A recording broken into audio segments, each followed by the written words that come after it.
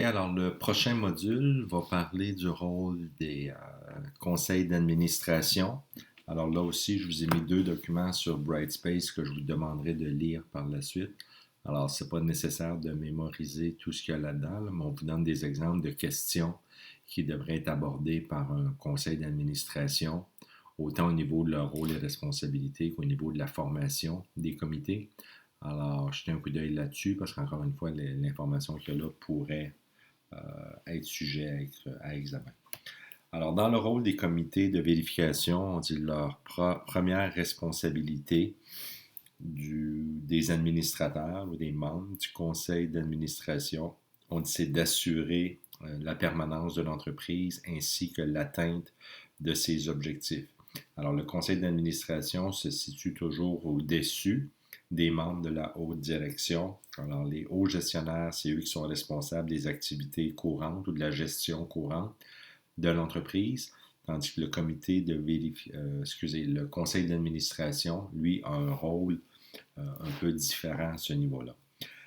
Alors, au niveau du rôle principal des comités, alors on dit d'abord, c'est d'approuver les règlements généraux qui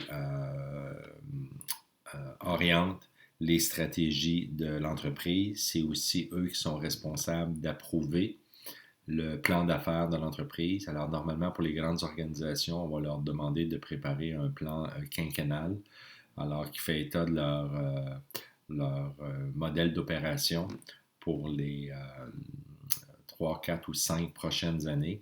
Alors, à chaque année, ce plan quinquennal est mis à jour et présenté et discuté avec les membres du conseil d'administration pour fin d'approbation. C'est eux aussi qui vont discuter et revoir l'attribution des budgets au niveau de l'organisation. Le conseil d'administration doit aussi s'assurer que la gestion de l'entreprise est faite avec un souci d'économie, d'efficience et d'efficacité. Alors, c'est des notions qu'on a touchées dans le passé, mais ça va relever d'une des responsabilités du conseil d'administration. Le conseil est aussi responsable de s'assurer de la qualité de l'information financière qui est produite. Ils vont devoir approuver les états financiers. Alors, on parlait tantôt du rôle du comité de vérification qui vont recommander l'approbation. Le conseil d'administration, lui, va approuver les états financiers. Aussi, il va devoir s'assurer de l'efficacité du contrôle interne. Alors, normalement, cette responsabilité-là va être déléguée par les hauts gestionnaires au groupe de vérification interne. Ceux-ci vont faire rapport au comité et de là, eux vont prendre connaissance parce qu'encore une fois, les membres du comité de vérification font aussi partie du conseil d'administration de l'entreprise. On dit le conseil d'administration est aussi responsable de s'assurer de la mise en place d'un système intégré de gestion des risques.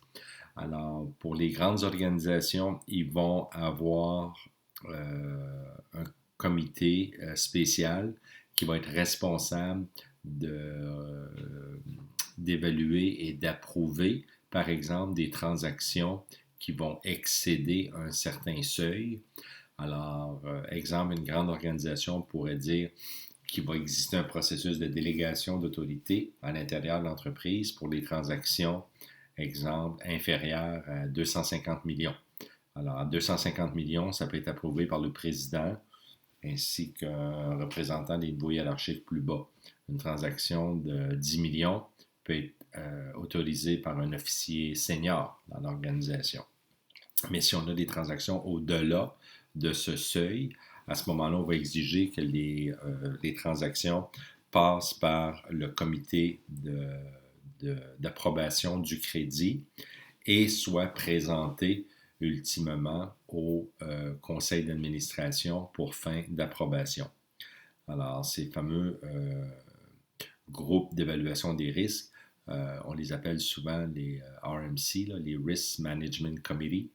Alors, c'est des comités constitués de représentants seniors à l'intérieur de l'organisation qui vont revoir des transactions à un niveau de risque plus élevé et pour des montants plus significatifs, vont avoir des discussions avec la direction et une fois qu'ils sont satisfaits, ils vont soumettre ces transactions-là pour fin d'approbation au conseil d'administration. On dit le conseil d'administration est aussi responsable de déterminer la rémunération des hauts dirigeants de l'entreprise ainsi que l'évaluation de leur, ou plutôt la détermination des critères qui vont être utilisés pour évaluer la performance des membres de la haute direction. Le conseil d'administration, on dit lorsqu'ils prennent des décisions face à l'entreprise, ils engagent leur propre responsabilité légale. Alors de là, on dit l'importance pour eux de s'assurer qu'ils sont bien informés des affaires du client et qu'ils comprennent très bien la nature des opérations de l'entreprise. Alors, ça a été le cas de faiblesse dans le passé.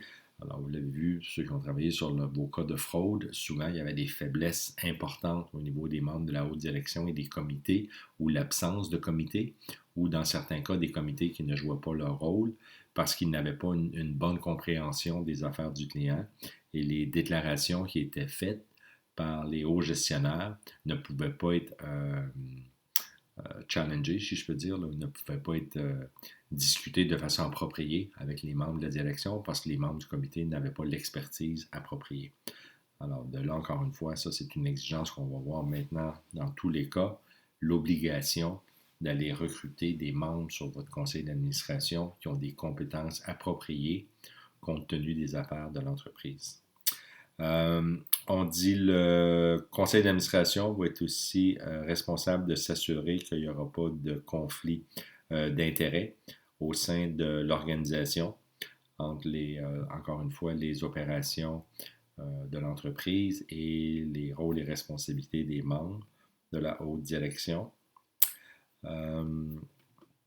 En ce qui concerne les conseils d'administration, on dit que ça va varier. On dit souvent le nombre d'administrateurs va varier entre 8 et 15.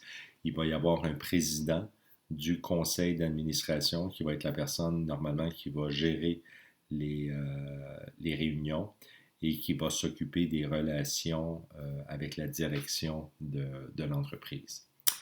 Alors, en gros, c'est les principales responsabilités. Alors, comme je disais tantôt, vous lirez les deux documents que je vous ai mis sur Brightspace. Un qui sont des questions qui devraient être posées, que les administrateurs devraient poser sur l'évaluation de la gouvernance. Et vous avez un autre document un petit peu plus loin qui parle aussi du rôle des comités de conseil d'administration. Alors, encore une fois, pas nécessaire de mémoriser tout ça, mais jetez un coup d'œil pour que s'il y avait une question là-dessus, vous ayez suffisamment d'informations pour être capable d'en parler de façon détaillée. Alors, on va arrêter ici pour ce module et on va reprendre par la suite avec la dernière section qui va être sur la vérification environnementale.